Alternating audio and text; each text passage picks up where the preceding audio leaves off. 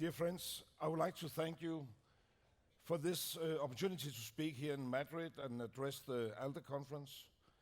I'm strongly committed to the close relationship between the liberal parties in Europe. My party, Venstre, was one of the 6 founding members of ALDE in 1976. So we belong to the old politics, so to speak, but we have been able to renew ourselves.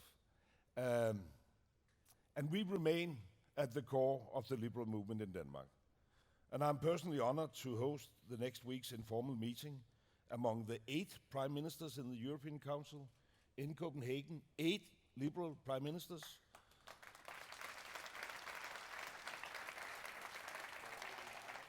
And that is in itself a clear symbol of the fact that we are getting stronger in the Council, around in the European countries, and that we need to work even harder and closer together in the preparation for next year's European Parliament election and the reshuffling of the European Commission. So I'm honored to host that meeting in Copenhagen, in a country, as you know, where we have a strong history of referenda and opt-outs. And on that backdrop, you might be surprised that the Danes rank among the top 5 European countries when it comes to commitment to the European Union. When asked if the EU membership has been an overall benefit to Denmark, an impressive 8 out of 10 Danes respond positively. More than in Germany, more than in France. Danes are persuaded by the value of the European cooperation when they see concrete action that solves common problems. We are not necessarily as warm-blooded as Guy. But when we see the specific benefits in our daily lives, we believe in the project, we believe in the European Union. And it is important for us to keep reminding the citizens of those benefits. The Danish GDP is today 10% higher than it would have been if we have not been part of the single market. The benefits of an average blue-collar working couple translates into an extra annual income of almost 9,000 euro per year. The Danish economy is, like in many European countries, heavily relying on exports. In fact, more than 800,000 Danish jobs rely on exports to the single market. So when those benefits are made more visible to the citizens, for instance by Brexit, or by a US president who puts America first, the support for the EU cooperation growth. But it doesn't change the fact that the Danes do not like it when Brussels interferes in issues that are better solved at national level. And I think I will use this opportunity to speak about these issues as well. The Danes do not like the idea of new institutional adventures. Do we really need a common European social policy? Do we really need a European Minister of Finance? Why would we give the citizens the impression that EU can make a meaningful contribution in these areas? Rather than creating expectations we cannot meet, I think we should promise and over-deliver. Just because some individual nations have issues, for instance with sound public finances, it doesn't mean that the solution is to manage all public finances at the European level.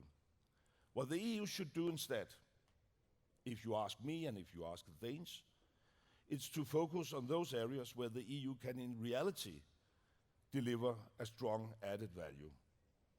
And I'm talking about ensuring growth and prosperity for all Europeans, keeping our citizens safe from the full spectrum of threats, effectively tackling migration, combating climate change at home and abroad, strengthening the EU's global voice in international trade, promoting true European values. The future of Europe rests on our ability to prove to the citizens that the best way to produce concrete results in these areas is by Europe working together. This Congress gives me an opportunity to offer my perspective on issues that ALDE parties should concentrate on looking towards the European parliamentary election in May next year. We need to address the important issues that preoccupy the citizens of Europe. And from the Danish perspective, two comes to mind. Firstly, migration. That will remain a strategic challenge over the next many years, and we need a robust and rational approach, and we must ensure that Europe delivers. We have seen how joint EU efforts can work. The overall number of irregular arrivals to Europe has dropped substantially. However, more needs to be done. We need to break the cynical business model of the human traffickers and develop a new European asylum system which removes the incentives to embark on dangerous journey across the Mediterranean. And this requires effective control at the external borders and efficient cooperation with countries of origin on return and readmission, but at the same time, strategic enhanced cooperation and substantial investments in Africa. And I think we should define the goal that all European countries should meet the UN target and allocate 0.7% of GNI to aid and development, as we do it in Denmark.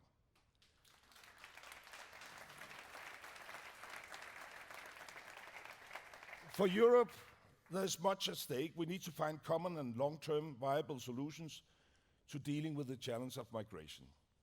And secondly, which is close to my heart, the freedom of movement. This is a cornerstone of European cooperation. And that is something I cherish a lot, and my country, Denmark, has gained all our prosperity through interaction with the rest of the world. But we also must be honest, because the freedom of movement right now creates some, perhaps unintended challenges that might reduce public support for EU. It is not fair when free movement and workers from countries with lower average incomes put pressure on Danish wages for blue-collar jobs. When rules on free movement mean that the riot of traveling criminals seems to weigh heavier than the safety and security of our citizens. Or when our generous welfare benefits are sent to another European country where they equal monthly salaries. If we do not tackle these issues, and they might be minor compared to the advantage linked to the single market, but if we do not tackle these issues in a way that seems fair to our citizens, it will further the populist agenda even more, and in turn it will weaken public support. We who believe in the freedom to move, we need to avoid this. Well, before concluding, I would like to say just a few words about a more liberal European role in the world. A more aggressive Russia, an economically and politically larger China, a USA that wants less free trade and fewer international obligations, those circumstances surround us. And in this global environment, a strong and decisive Europe is ever more important, and we must stand by the international rule-based order. We need to stand by free trade and open markets in order for our economies to exploit the benefits of globalization. We must continue to lead a determined and unwavering fight against climate change. And we must continue to strengthen international cooperation when others are moving away from it. Europe is right now, center stage in global rulemaking.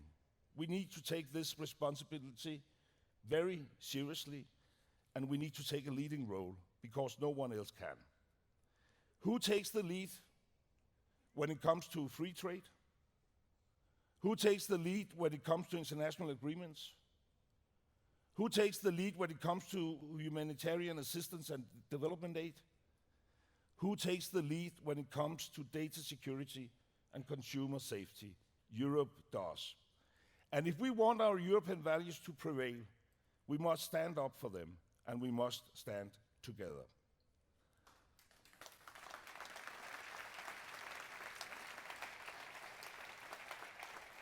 So, the union must be the people's union, relevant for the people, wanted by the people, because in the end, it is nothing but the people. Brexit is a very sad reminder of what happens when politicians, despite facts, make Europe a scapegoat for everything bad. Europe is not strong because we agree on everything, as we are not strong because we agree in every single detail. It is strong because we also accept to disagree in a civilized way, and because we find peaceful solutions to our common challenges. The goal has never been to become one people, but to be many peoples united in diversity. So, dear friends, we live in time of change and division, but the answer to division is never to build walls or always putting your own country first. The answer is to build bridges, to put freedom and responsibility and dialogue first. Thank you very much.